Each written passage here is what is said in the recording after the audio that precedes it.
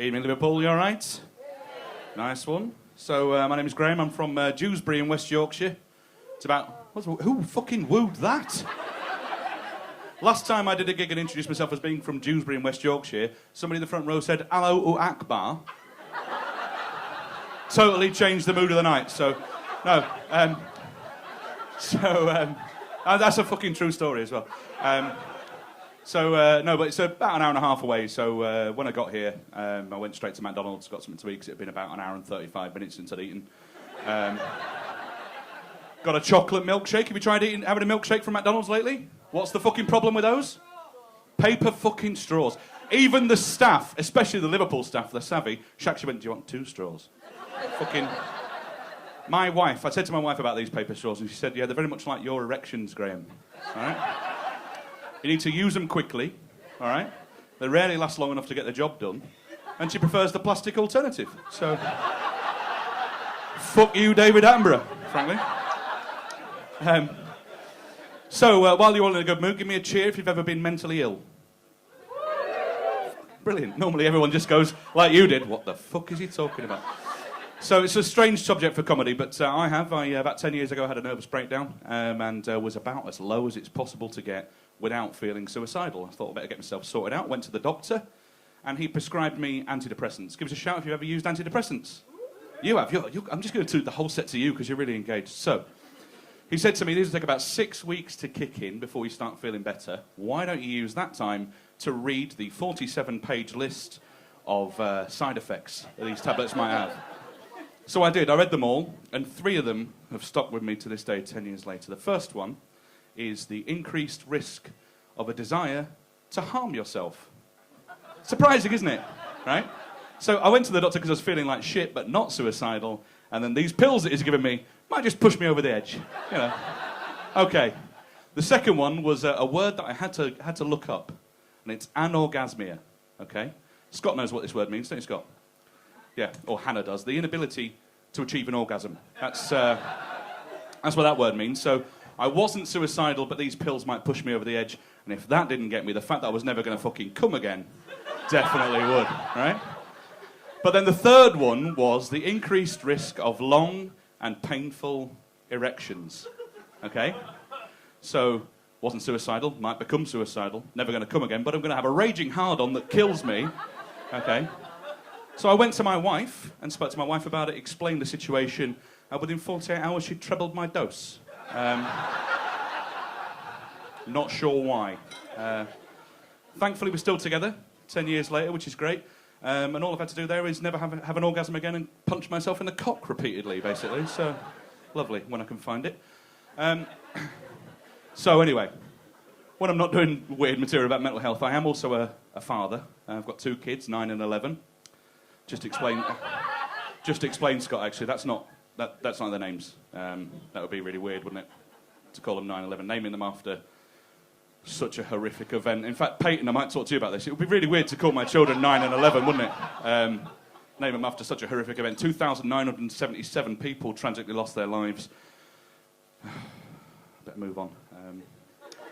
No, anyway, Scott, I love Fred and Rose. They're great kids. Peyton and Michael, Fred and Rose West, Google it. It's like a Romeo and Juliet story for our times. Hell of a builder. Anyway, I do love Fred and Rose, but basically they've ruined what little sex life I had left when they came along, which means now at the age of 41, I do find myself masturbating more than at any point since I was 14, usually in the shower. That's why I was recently banned from B&Q. And Wix. And after last week, the gym. Turns out it's not such a pure gym now. But no, I don't, just to be clear though, I don't only masturbate for pleasure. I'm 41 now. I tend to do it to kind of keep myself match fit in case I get called into real action, you know what I mean? Kind of in the same way that, you know, that Peter Crouch, even though he's just retired, has still got his boots by the front door in case anyone gives him a call on a free transfer, you know what I mean? Although, comparing my penis to Peter Crouch is probably it's false advertising, really. He's 6'7", it'll be down by his fucking knees. let me see, if I'm going to compare my penis to any footballer past or present, as I now feel obliged to do for some strange reason, I'm going to go with Paul Scholes.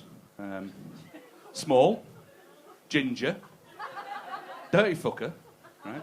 Equally good finishing inside or outside the box. And anyone that's ever played with him rates him really highly. So I think that's what I'll do. But no, I know you're on date 5 after the whole fuck buddy scenario. 20 years ago I met my wife, 20 years ago, okay, which, just to show you a bit of memory, 24th of August 1999 is 20 years next weekend. That's the sort of shit you need to remember, Scott, okay? Now, 1999, I don't know how old you guys are. Where are you? How old are you, my love? Yes, you. 23, so 1999, you'd been 3 years. Long enough ago to feel like a period drama for you, isn't it, that? And to be honest, we did have a few of those in the early days. What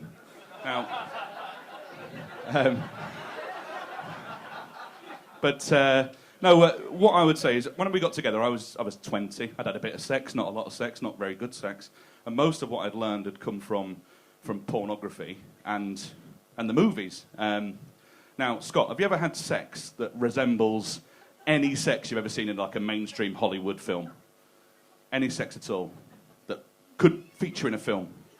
Don't take too long to talk about it, because Hannah really wants you to say, yes, we fucking did. But I'm going to take that as a no. That really blank... Does he always look that fucking vacant? No. No, right. So, I've certainly never had sex like they have in the movies, and I think it's about time that movie sex reflected actual, real-life sex. And I'd like Liverpool to be a cornerstone of this campaign I'm going to start. You can sign up online, okay? Give you a few examples of the sort of thing that I'd like to see, okay?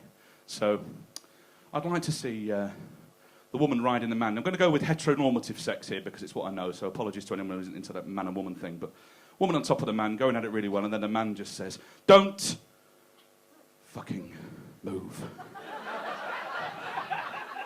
If you move, if you twitch, if you clench, we're done for 20, 25 minutes minimum, and she's thinking 40 fucking 5 minutes. And then through the open window a breeze comes in and he just kind of shudders. And then just says, sorry, love, we'll try again later. I want to see the woman, when they're finished, climbing off the man and then doing that little walk from the knees down, which the last time I did this joke in Liverpool, someone informed me was called the cum run, right? So just do the cum run to the toilet. But she gets to the door and she looks over her shoulder all coquettishly, throws the man a toilet roll and says, you clean yourself up, love. I'm just off to DJs. I want to see doggy style sex, really hardcore doggy style sex. She's there, he's giving it really hard, really hard. He then feels his hamstring start to tighten up. And he thinks, fucking hell, this is going to tear in two. To the point where he starts screaming, ah! And she's like, fucking hell, he's really going for it tonight. But he's reached the point of no return, so he has what I've started to call a crampgasm. Do you know what I mean? You know what I fucking mean, don't you? How often? Yeah? Do you know what I mean, or is that for someone else? Is that awkward now? He knows, but he's not going to say. So, I want to see that thing where she's asleep, and he thinks, I'll just try and wake her up. Just try and wake her up. With a little bit of radio tuning while they're spooning. Erection in the bottom of the back. And she's like, fuck off. But one time out of about 20, yeah, all right, then we'll crack on. That's what I want to see. Now, the one thing that I don't think we're going to see is something that really happened to me about 3 or 4 weeks ago. And I'm going to leave you this now, this little story. This is just what I want you to remember, if nothing else about this set. Okay, so sometimes, Scott, I do get to have real sex with my wife, all right? Real proper sex. What normally happens is we get Fred and Rose off to bed nice and early, right? Maybe dose them up with a little bit of Calpol so they're nice and drowsy, right? Yeah. Oh, McCann territory, innit? Ooh. Kate and Jerry all like that one. No, we'll dose them up a little bit, get them to bed, you know. We'll get down to it. Spooning to start off, nice and quietly. I'm the big spoon, obviously. Or as my wife calls me, the ladle. Right? So, we'll get down to it, you know. We got down to it nicely.